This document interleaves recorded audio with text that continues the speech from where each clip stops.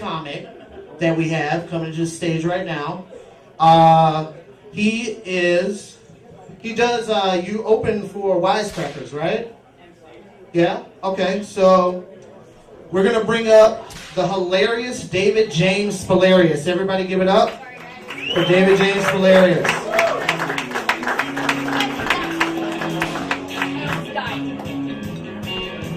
Oh, incubus, that's nice. That's nice.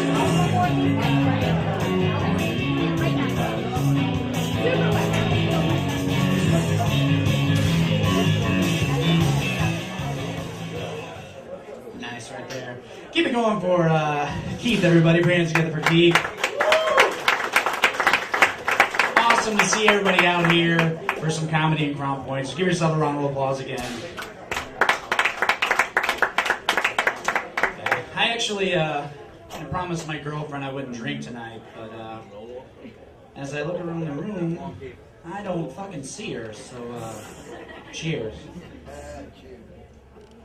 Yeah, I got a song that's been stuck in my head recently. I'm sure some of you probably heard it. It's by CeeLo Green. It goes, well, you're driving around town with the girl I love, and I'm like, fuck you. I guess the change in my pocket wasn't enough. I'm like, that's awesome. I get people to say that. But actually, I listen to that on my iPod a lot, and I go in Chicago a lot, and I kind of get into the song. So I'll be coming around a corner, and I'll already sing the first part, so I'll bump into someone around the corner, and I've already sang, well, you're driving around town. So I come around the corner, and I'm like, fuck you. People always get weirded out by that one.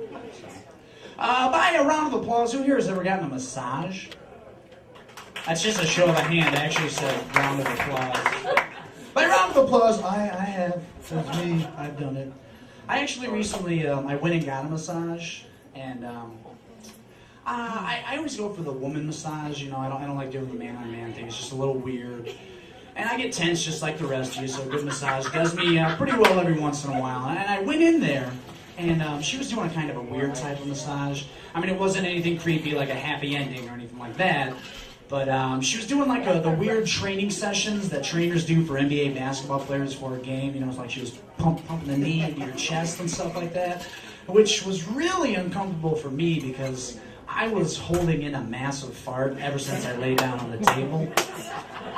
And every time she pushed her knee into my stomach, like it was just more excruciating pain, one after another, and I was just like, oh God.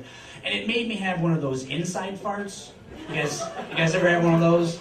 And like they're hard to explain, but it's like it's like a weird gurgling sound that your stomach makes. Like you're squeezing your butt cheeks as hard as you can, but you still get like. And she heard it, and I know she did, because she stopped what she was doing, and then, like an idiot, I looked at her, and then she looks at me, and we make eye contact, and it just gets really weird. And luckily for me, she could have just busted me out, but she was just like, you know, she just pretended like it didn't happen, and normally I would have been fine with that, but she went right back to shoving my knee into my stomach, and it wasn't good for me. Because I'll tell you right now, if you're in a situation where an inside fart is coming out, an outside fart is sure enough to follow right afterwards. And so I'm thinking of like what I can do there. I'm like, you know, well, I guess I could just go, you know, excuse myself and go to the bathroom. But she heard the inside fart, so anybody that leaves after an inside fart, she's just going to think I'm going to take a dump, you know, like 9 times out of 10, anyone that excuses themselves to go to the bathroom after an inside fart is going to take a shit. And I would just feel really uncomfortable having someone massage me who just thinks I just took a shit. It would ruin the whole massage vibe. So I decided to go with a little bit more drastic approach. Now I'm going to let you know right now, there was no way I was holding this fart in, okay? The contractions were 30 seconds apart, and this baby was coming out. Now, she kept doing what she was doing, and I decided I was going to make the fart silent. Some of you laughed at that, some of you are like, huh? The ones of you that laughed, you are also masters of the silent fart. Some of you probably have already crop dusted your way through this crowd. See, but a silent fart is always tricky because just getting the fart silent is only half the battle. You also have to make sure it doesn't stink, you know, because you can get a silent but deadly all the time. So they're always a risk with the silent fart. I used to do it in high school all the time, you know, because I had that skill where I could maneuver my butt cheeks to just let out the gas but not the brass. But just in high school, you could always, you know, blame it on someone else if it stinks. In a situation where you're getting a massage, you know, there's nothing I could do. She's going to know it was me. And so she quits with my right leg and she puts it down and she's going to go to my left leg. As soon as she straightens it out, boom, I just let a little one out. Just a small one. You got to take baby steps in delicate situations. All right, and now she's going for the second leg. She lifts up my left leg, and as soon as she lifts up the left leg, because I'll tell you right now, with big farts, you can't just let out one silent fart. A big loud fart, you have to break it down into at least 3 or 4 silent farts minimum. That's just common knowledge. That's science, everybody. But she lifts up the she lifts up my left leg, and I can feel number 2 coming out, and not shit. All right, I'm not gonna shit my pants during massage. Okay, I mean silent fart number 2. And she goes to lift my leg, and I let out the silent, or so I thought, silent fart number 2. She lifts up my leg, and as soon as she lifts it up, I sneezed. The second I sneezed, I let out the loudest fart you could ever imagine. And it was just like a...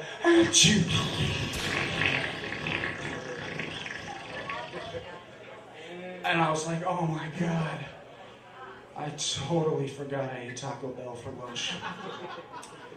And what I had actually thought was a loud fart was actually a little bit more liquidy. It was mostly a fart, but there was definitely some wetness involved. And so I guess I did lie to you. I did shit my pants during a massage.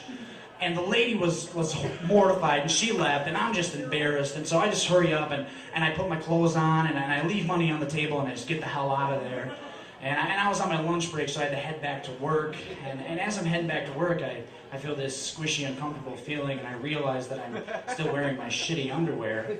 And on top of that, I had just paid someone $80 to shove my knee into my stomach for 10 minutes until I shit my pants. So that was money well spent, I thought. And as soon as I got back to work, the first thing I did is I made a beeline straight for the bathroom because I had to take those off, you know. And I got them off, and I snuck out of the bathroom, and I went over to the dumpster because I wanted to throw them away. And of course, someone catches me right while I'm by the dumpster. And they're like, is that your shitty underwear in your hand? And I just panicked. I was like, no. It's like, you're carrying around somebody else's shitty underwear? Needless to say, that was a crappy day. Huh? Anybody on that one? Crappy? Shit my pants? Pardon me, go ahead. Yeah. So, anyone here ever seen the movie Hook? Show of hands? Clap this time. Yes! I have things that I actually do not agree with the movie Hook. There's things that just aren't believable. Like, a man can fly if he thinks happy thoughts. I'd actually like to believe that. Even if it's metaphorically or literally. I mean, you think of it metaphorically, a man thinks happy thoughts and he has the feeling as if he can fly. But it'd be even awesomer, that's not a word, I just made it up, but if you actually could just think happy thoughts and literally had the capability of flying. This is what I don't like. At the end of the movie Hook, Robin Williams has a sword and he's giving it to a little kid who's going to be the new leader of Neverland. And he gives it to the crazily fat kid. All right? Now, I was a fat kid growing up. I'm not saying I'm a skinny grown-up, but I'll say this right now. No one ever handed me a sword to be the leader of a new land. Now, granted, I was never anywhere that, you know, had no government or no morals or no social etiquette whatsoever. I mean, I've been to Cedar Lake, but I was just driving through. We weren't voting for the new leader of a land.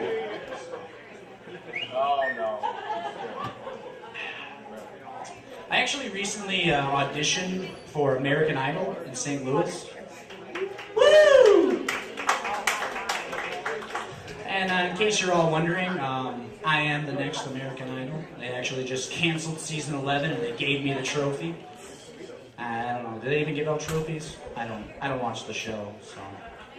But the producer actually told me, she said, you know, the talent level from last year was just at an all-time high, so we're actually raising the bar.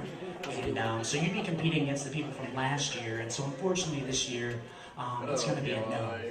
And I was kind of pissed off because she said you'll be competing against the people from last year, so she gave me false hope, bitch. But as soon as you're done, they cut off your tag and they kick you out of the arena. Security makes sure you stay out. You're not allowed back in. And they make you walk out with all the other losers, or as they call it at American Idol, non-winners. And I wanted to go up to someone and be like, what's a non-winner? And they're like, well, that is someone who doesn't win. I was like, oh, you mean a fucking loser? Yeah, you don't call them non-winners. We don't celebrate losers, all right? The only non-winners I'll celebrate are the Miami Heat, because those fucking dick ticklers, I just love watching those guys lose. That just shows you can't pay a shit ton of money to 3 guys and then randomly pick 8 guys out of the audience just to be the other team the rest of the time. It's fucking stupid. But as I was leaving, the producer actually, she pulled me aside and she said, you know, you have the voice of an angel and the potential to be a star. And there's actually a rule in Jennifer Lopez's contract that none of the contestants can be better looking than she is. And you are just all sorts of delicious. So that was a nice little ego boost for me. That was kind of nice. They do have you line up at 5 a.m. so they can get a bunch of idiots on TV, people acting, stupid or funny or stupid or stupid. And I had some idiot out there with gloves on, and on each individual finger there was different lights, and they lit up. And he's dancing around like a moron. And they put this guy on TV. This guy's actually on TV dancing around. And now, I just think that's kind of lame that's that guy's 15 minutes of fame. He's gonna dance around on TV with gloves that light up.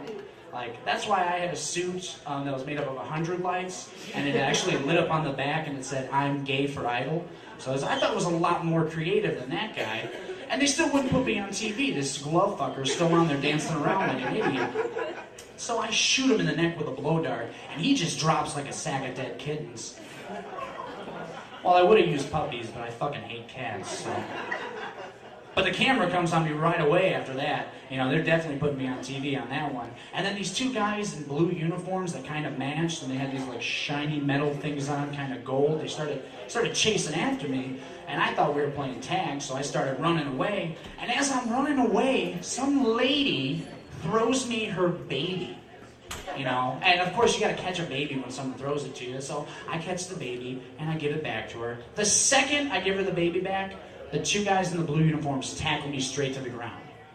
So if you want some sound advice, if you're ever in a big crowd and you're wearing a lit up suit that said "I'm gay for Idol" on the back, and you just shot some glove fucker in the neck with a blow dart, and 2 cops are chasing you, and some lady throws you a baby, swat it to the ground. I'm telling you right now, if you catch that baby, you are going to jail. All right, just knock it to the ground, give it the Heisman if you have to, but you put that baby in the dirt. Okay? Just telling you. And I'm not the bad guy here. All right? What mother in her right mind is going to actually give some creepy guy who's in a lit up suit who just shot someone with a blow dart their baby? She's the bad guy there, bitch. I love Ross's mom. Every time I say bitch, she just laughs. It's hilarious.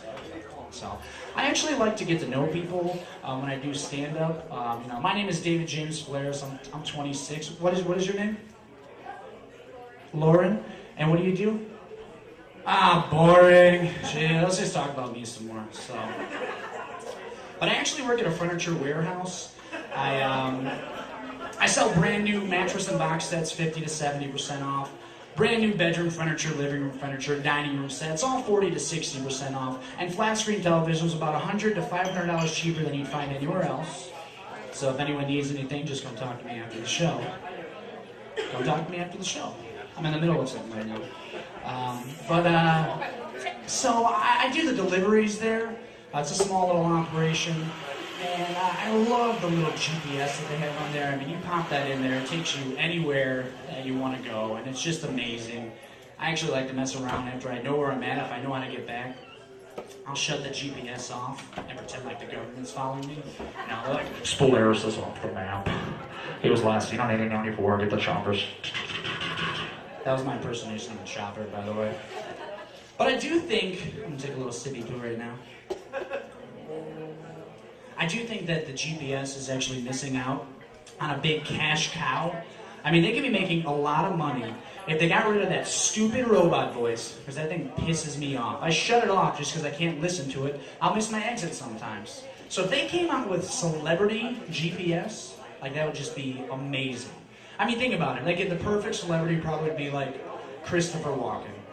If you had Christopher Walken GPS, that would just be amazing. You know, you're driving down the road and you just hear, in 500 yards, you're gonna make a left-hand turn. It's a good place to make a turn.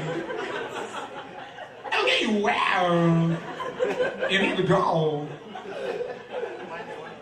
And I just would have to drive everywhere I possibly could just to hear what Christopher Walken would say on GPS. You know, I would pass up my destination on purpose just to find out what happened. You know, you drive past it, it's like, wow! You've passed your destination. You need to turn around. Now! You pass your destination again. I'm gonna stab you in the face with a soldering iron. I do think that Christopher Walken's a little negligent, though. I don't know if he's the perfect person to have for GPS. Like, I mean, you could be driving for like 40 minutes and you just heard nothing, and you're like, hey, Chris, what's going on? It's like, wow! I must have dozed off. Where are we? You should probably stop and ask for directions. I don't know if you can tell, but I'm a big fan of Christopher Walken. And I think another thing that Christopher Walken could do is do the side effects for those commercials that you see for all like prescription drugs. Like, that would just be amazing, he just does all the side effects. Like, and a random side effect is explosive diarrhea. Your toenails might fall off. Your balls could drop into your shoes. And if you experience an erection lasting longer than 4 hours, call Lauren. All right, guys, I think that's my time. Thank you guys so much. You guys have a great night.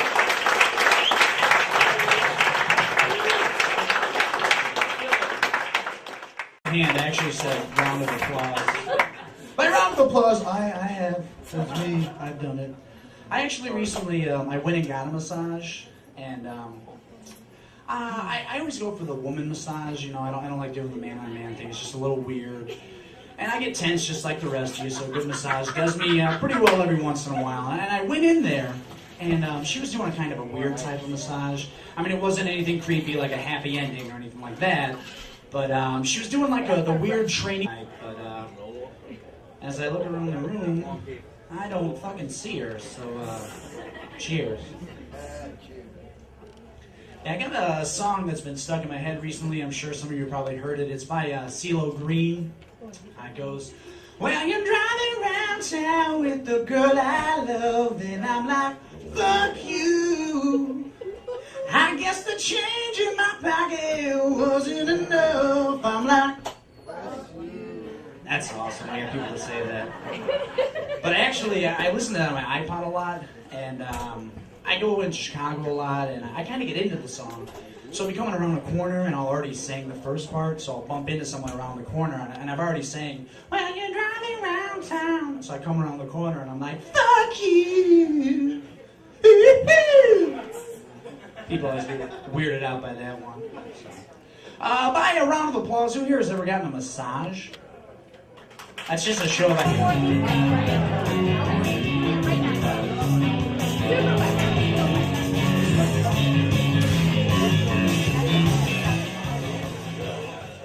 Nice right there. Keep it going for Keith, everybody. Put your hands together for Keith. Awesome to see everybody out here for some comedy and Crown Points. Give yourself a round of applause again. I actually I promised my girlfriend I wouldn't drink tonight. First comic that we have coming to the stage right now. He does, you open for Wisecrackers, right? Yeah? Okay, so we're going to bring up the hilarious James Spaliaras. Everybody give it up for James Spaliaras.